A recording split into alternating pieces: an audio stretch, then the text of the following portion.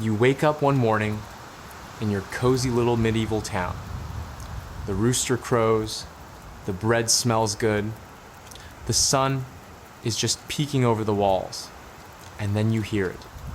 That low, distant thud, another one, and another. You know what that means. Someone outside really, really wants to come in. Welcome to siege life.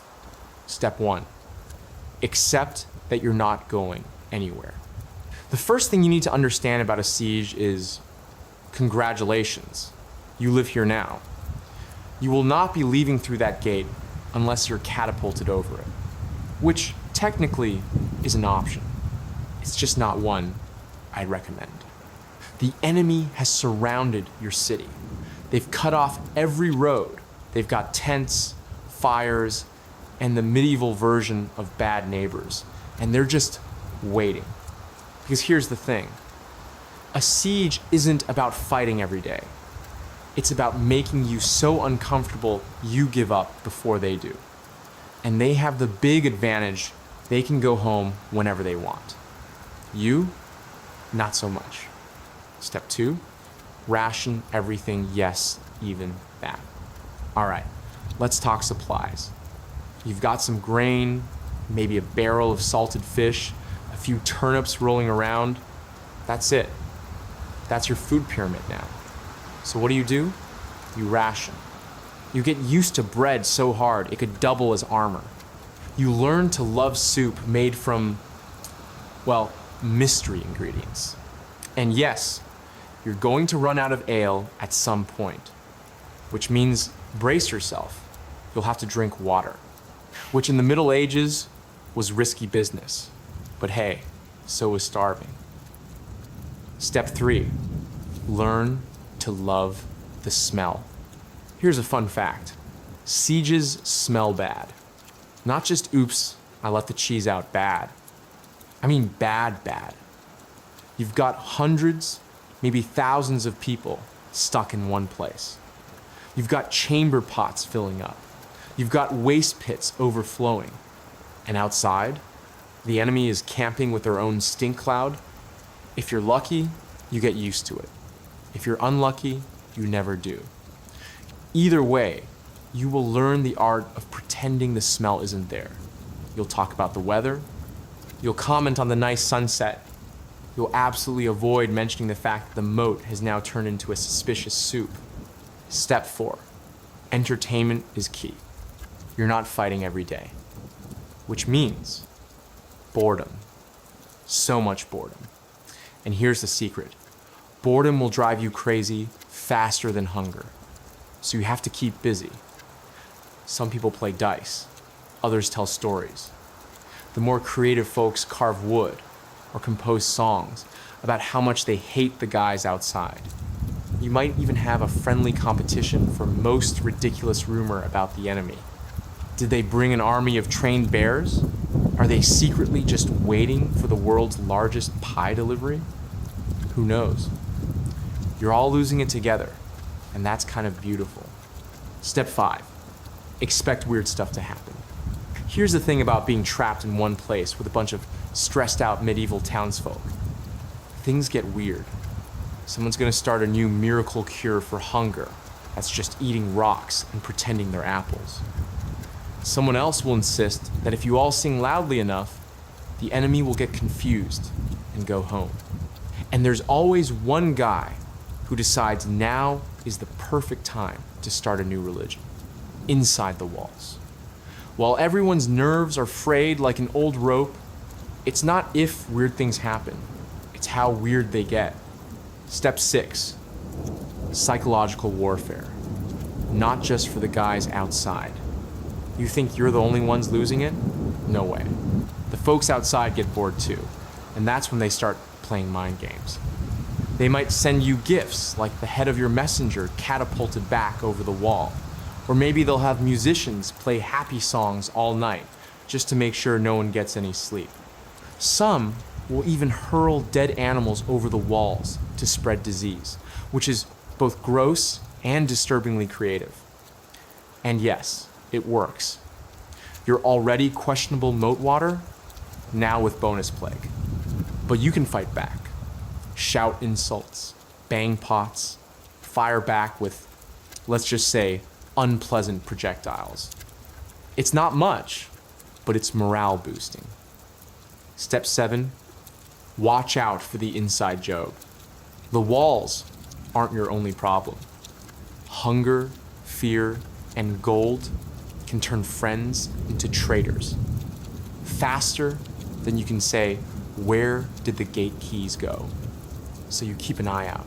You listen for whispers. You don't trust anyone who suddenly has more bread than they did yesterday. Because maybe they're just a good hunter. Or maybe they've been chatting with the guys outside. Either way, you sleep with one eye open. Or both, if the bread's suspicious enough. Step 8, the long game. Sieges can last weeks, months, sometimes even years, which means your best weapon is patience. You get used to the daily rhythm. Wake up, check the walls, complain about food, listen to the latest ridiculous rumor, try not to get hit by a stray arrow, sleep, repeat, and little by little, the days blend together until you forget what the outside world even looks like. Siege cuisine, a love story between you and whatever's left in the pantry. By week 4, food isn't just food anymore. It's a philosophical concept. You used to have favorites. Roast chicken, honey cakes, that one cheese from the market that smelled like old socks but tasted like heaven. But now, you're not picky. If it's vaguely edible and doesn't bite back, it's dinner. Your bread's gone from slightly stale to could be used as a building material. You're scraping the bottom of barrels for pickled cabbage juice. And you know that big sack of grain? Yeah, it has residents now. Tiny, many-legged residents. The good news? You've stopped caring. In fact, you named them.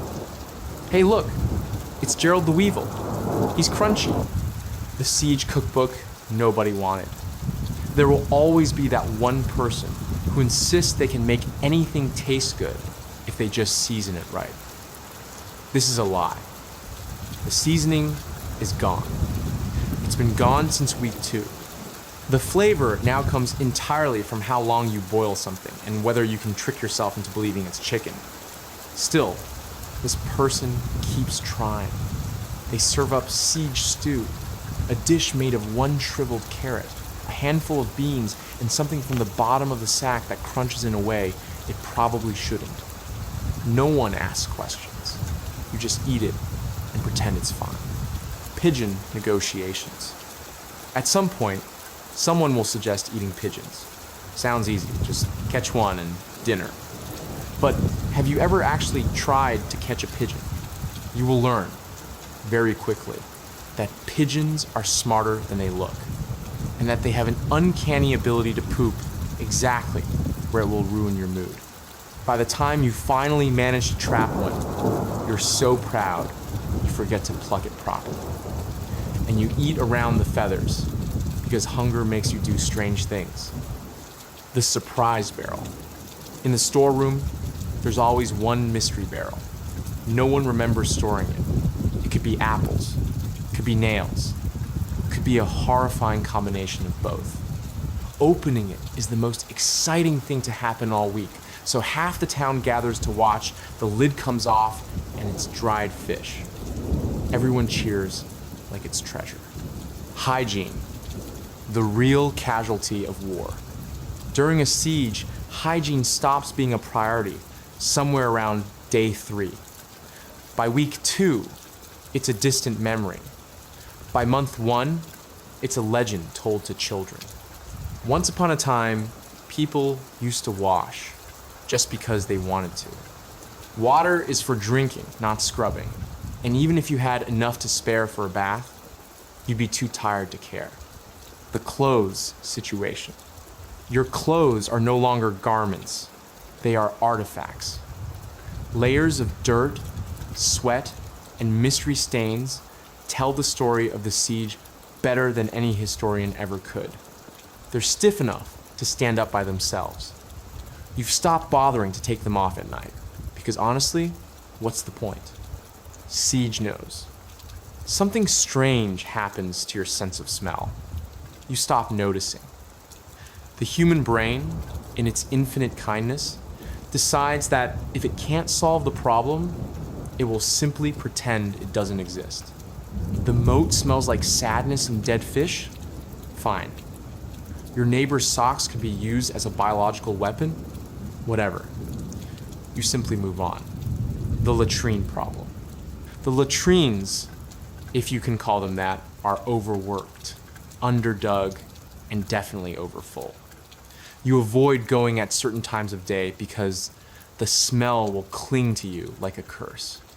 At night, you learn to listen for the sound of someone approaching before you commit to entering. Some brave souls suggest building new ones. Everyone laughs nervously and changes the subject. The bath. Eventually, someone decides to take a bath anyway. They haul water from the well, heat it, and strip down in a wooden tub like a hero in an epic tale. It feels glorious until they realize half the town is now staring silently because no one's seen that much bare skin in months. From then on, they're known as the Bather, and people whisper about it for the rest of the siege. Guess that noise. The rules are simple. You hear something, you guess what it was. Could be an arrow, could be a cat, could be Gerald the Weevil dropping something from the pantry shelf, could be the sound of someone falling asleep and face planting into a bucket. There are no prizes, there's no winner, but for about 30 seconds, everyone's paying attention to something that isn't hunger or despair, and that's enough. The Siege Talent Show. By month 3, someone decides it's time for culture. They organize an official talent show. The acts are, let's call them siege-inspired. Best bread carving. Yes, you can carve bread if it's hard enough. One guy makes a passable model of the enemy commander's tent, another just makes a brick. Both get applause, most dramatic reading of the ration list, complete with tragic pauses and trembling voices, as if they're reciting Shakespeare instead of 3 handfuls of beans and a turnip. Impression of the enemy commander's beard, which mostly involves squinting and looking disappointed in everyone. It's terrible. It's brilliant. You clap anyway, because for once you're laughing with people instead of at them. Wall banter. One of the oldest siege traditions is trash-talking the enemy from the top of the walls. They shout, you shout back, and somehow it feels like sport. You try to outdo each other with creative insults, the kind that make even the guards laugh so hard they nearly drop their weapons. If you're feeling bold, you add props. One man famously hangs his worst pair of socks over the battlements as a gift to the enemy commander.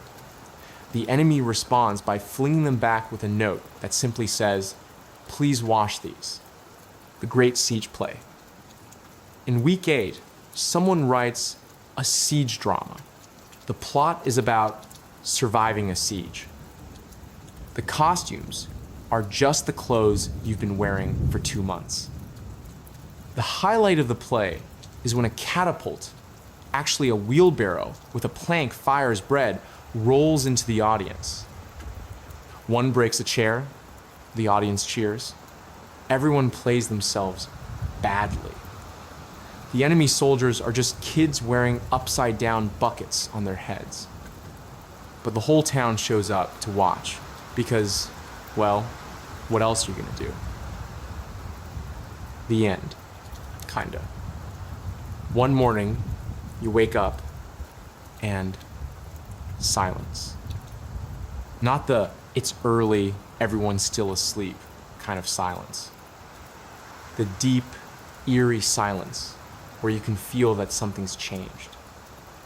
No thuds of enemy hammers. No distant shouts. No smell of their cooking fires drifting over the walls to torment you. The watchmen confirm it. The enemy is gone, packed up in the night. Just empty fields where their tents used to be. Why they left. No one's sure why. Maybe they ran out of food themselves. Maybe another army turned up somewhere else and they had to go ruin their day. Maybe your bread and weevil diet became the stuff of nightmares and they decided it was safer to leave than to face a population powered entirely by spite and moldy carbs. The real reason? You'll never know. And honestly, you don't care. The gates open slowly. The gates haven't been open for months, so when they finally creak outward, the sound is almost deafening. The first person to step outside does so cautiously, like the ground might explode. People follow in groups, blinking like moles, seeing daylight for the first time. Some cry. Some just stare at the empty horizon. One guy immediately tries to pee off the walls because it's been too long, and is promptly yelled at. Freedom feels strange. After months of walls and ration lines, freedom isn't the thrill you imagined. The open road feels too open. The quiet feels suspicious. Food that isn't scraped out of a barrel, you chew slowly, like it might be a trap. You miss Gerald the Weevil. You miss the daily arguments over how many beans equal a fair share. You even, and you'll never admit this out loud, miss yelling insults at the enemy just for something to do. The first meal after. The first proper meal after the siege is an emotional event. Someone bakes fresh bread. The smell alone makes grown adults tear up. There's cheese without anything to scrape off. Meat that didn't come from the suspicious corner of the storeroom. Ale that hasn't been watered down 6 times. Halfway through, you catch yourself looking for weevils out of habit. You almost feel disappointed when you don't find any. The post-siege hangover. Victory doesn't mean back to normal overnight. The walls need fixing. The moat needs cleaning. People need convincing that the enemy isn't just hiding in the bushes somewhere. Rumors spread, some swear the enemy left cursed objects behind. Others claim they saw a ghost wandering the market square. And there's always that one guy who insists the siege was fun and should happen every year as a tradition. No one likes that guy. Lessons learned. Surviving a siege changes you. You learn patience, creativity, the fine art of pretending you're fine when you're definitely not. Most importantly, you learn that when life walls you in, you ration the bread, name the weevils, and keep going. Because at the end of the day, the biggest victory isn't that you won the siege. It's that you got through it without completely losing your mind.